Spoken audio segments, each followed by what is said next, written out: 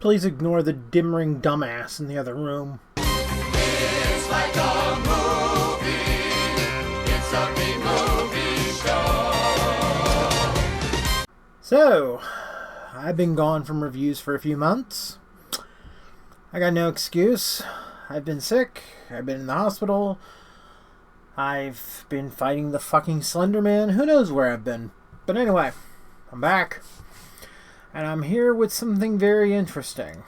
A movie that the only way you can watch is by buying a box set full of movies. I feel like I'm back in the early 2000s where you would buy like a box full of films and maybe get one or two gems. Which was the only way I could watch a movie like The Ghost Galleon or The House by the Cemetery or maybe one other Fulci film. I don't know. It was the only way I could watch The House by the Cemetery back in the early 2000s. But anyway, St. John's Wort. A video game movie without a video game. It's like Sweet Home, except I don't know which came first, the movie or the video game. Maybe both came out first.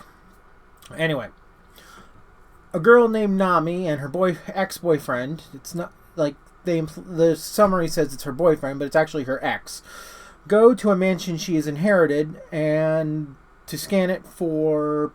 I've already got ahead of myself. The summary for the movie says they're going to scan it for a video game, but in reality, they're going to go investigate it due to the fact that Nami wants to find out what's going on with her dreams. She used to dream about the mansion when she was younger. She would see a staircase and stuff like that. Evidently, she finds out her father used to be a famous painter, and that leads to shenanigans. Now, you can find the movie online if you look hard enough. I mean, I did I did a search, it's on Dailymotion, but I feel like you should still give Arrow Video's J Horror Rising box over here a watch. You can get Noroi the Curse and various other movies along with it. But why is the movie St. John Wort worth a look, is what you're probably asking yourself. Well, it's a good question. Well, for one, it's a good example of looking into the visual novel scene of the late 90s, early 2000s, and how very few people can make something this big work. Secondly, it is a very mindfuck movie.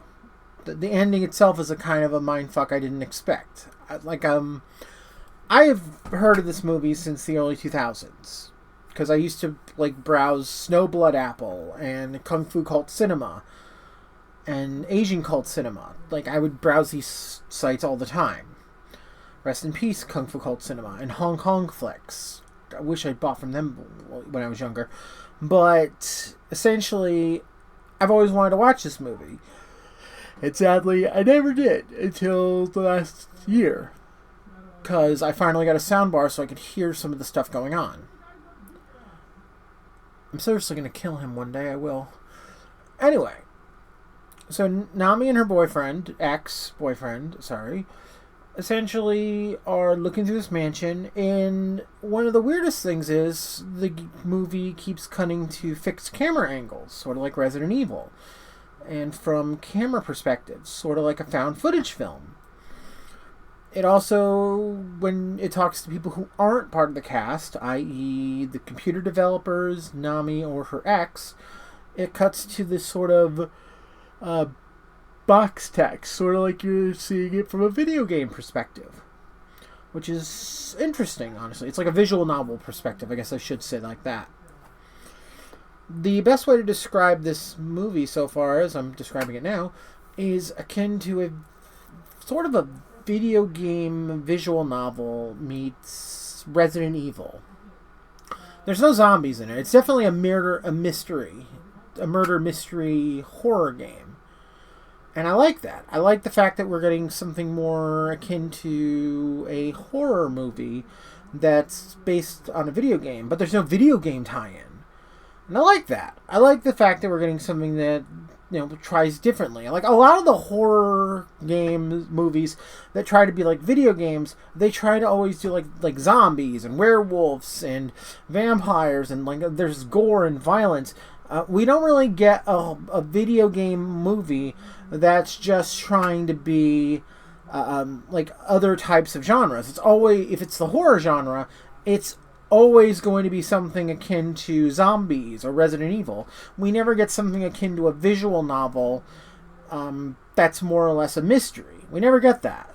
So St. John Wort, although it does technically have, like, at the end, something into a murder mystery going on, it's fresh. It's fresher than what we would get. Like, after Resident Evil came out, like, after Hollywood took over with video game movies, like, not adaptations, but with video games in general, we only got stuff like bad comedy with pixels, or we got stuff like, we got Gamer, which was a Battle Royale style movie, or we got Stay Alive, which was a survival horror with monsters and everything and ghosts.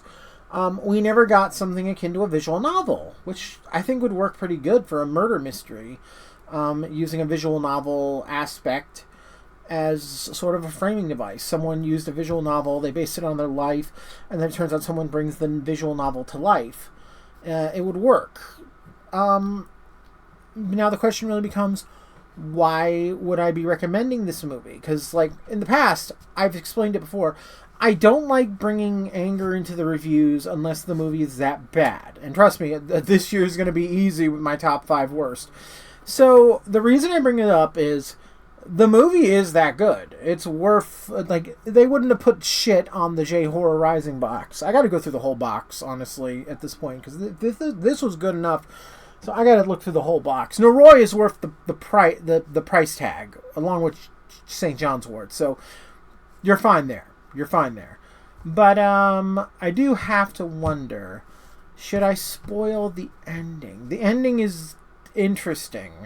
And to make a long story short, Too late. I'm going to cut to this point. But anyway, the movie is worth watching simply because it's a good story told in a visual novel aspects, along with the survival horror aspect of the fixed cameras, the found footage aspect of the camera perspective.